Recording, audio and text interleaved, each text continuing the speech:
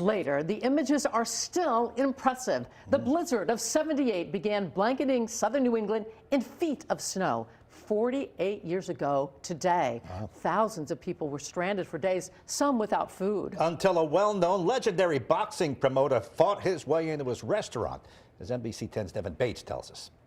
48 years ago, Jimmy Burchfield walked the same North Providence parking lot with a mission to keep his restaurant, The Classic, open. His only obstacle was one of the worst blizzards in Rhode Island history. So one of the things I had in my restaurant was I never closed, no matter what the weather was. So I figured, you know, we're gonna start cleaning up and we're gonna open up. We kept everybody, you know, as comfortable as we could, figuring that it's just going to end.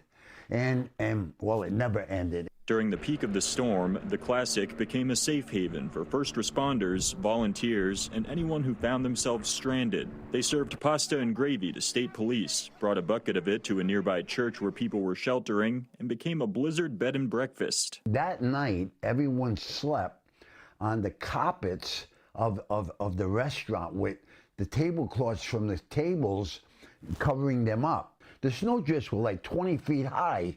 It was terrible. It might have been the extent of what Jimmy was able to provide were it not for the stroke of luck everyone hopes for in a blizzard, a friend with a plow. Please, you gotta do me a favor. Plow the driveway, thank God, because then the National Guard and the state police asked me if the helicopters could land there.